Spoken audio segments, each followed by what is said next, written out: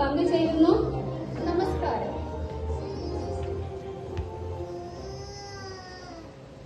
നോക്കൂ ശ്രീ ബേബിച്ചൻ, ഇത്രയും അപകീർത്തിപരമായ പീഡന പ്രവർത്തനം നടന്നിട്ട് നിങ്ങളുടെ സഭാ നേതൃത്വം പ്രതികരിക്കുകയില്ല എന്ന് പറയുന്നത് ഏറ്റവും ദുഃഖകരമായ കാര്യമാണ്. ഇതിനെപ്പറ്റി താങ്കളുടെ അഭിപ്രായം എന്താണ്? ഇതിനെക്കുറിച്ചുള്ള സഭയുടെ അഭിപ്രായത്തിന് കാള പറ്റു എന്ന് കേൾക്കുമ്പോൾ നിങ്ങളുടെ സ്വഭാവം ആദ്യം അവസാനിപ്പിക്കുക. നിങ്ങൾ ന്യൂസുകാർക്കുള്ള സ്വഭാവമാണ് കാള പറ്റു എന്ന് കേൾക്കുമ്പോൾ കയറെടുക്കുക എന്നുള്ളത്. ഞങ്ങളുടെ സഭ അതിനെക്കുറിച്ച് പ്രതികരിക്കും. അതിന് വേണ്ടതായ മാനദണ്ഡങ്ങളുണ്ട്, സാഹചര്യങ്ങളുടെ സമയമൊക്കെ റെഡിയായി വരുമ്പോൾ തീർച്ചയായിട്ടും ഞങ്ങൾ അതിനെക്കുറിച്ച്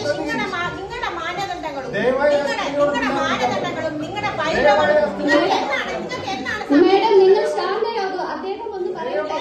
നിങ്ങളുടെ അവസരത്തിനായി കാത്തിരിക്കൂ. ഇത്ര അസഹിഷ്ണുത എന്താണ്? ഞങ്ങൾ പറയുന്നത് കേൾക്കൂ. ദയവ് ചെയ്ത് ഇതിനുള്ള മനസ്സിലാക്കണം.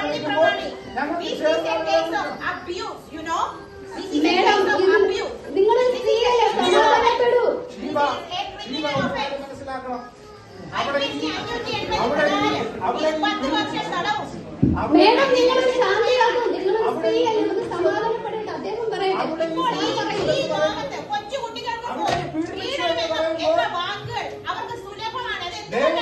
ഒരു സ്ത്രീയുടെ വിഷയത്തോട് അനുബന്ധിച്ചാണ് നിങ്ങൾ ഇവിടെ വിളിച്ചത് സംസാരിക്കാനായിട്ട്.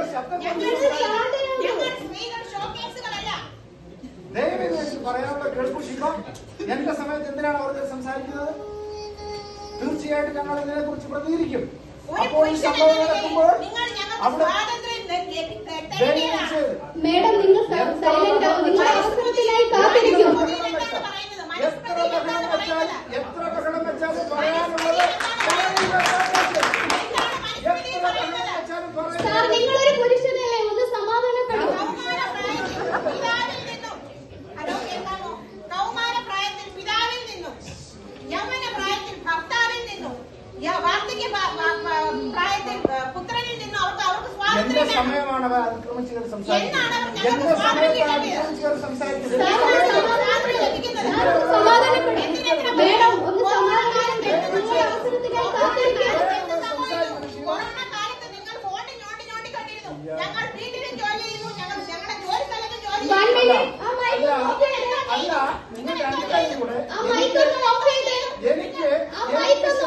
എനിക്ക് ശബ്ദം കുറവാന്ന് പറഞ്ഞ് നിങ്ങൾ ഇങ്ങനെ രണ്ടുപേരെ തുടങ്ങിയ ഞാൻ അതിഘോഷമാണ്.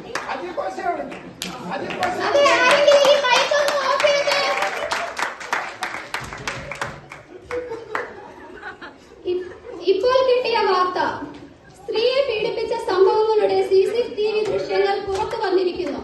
നമ്മുടെ പ്രതിനിധിയായ സ്മിത ലൈനിൽ തുടരുന്നു. സ്മിത, കേൾക്കാമോ? പറഞ്ഞോളൂ.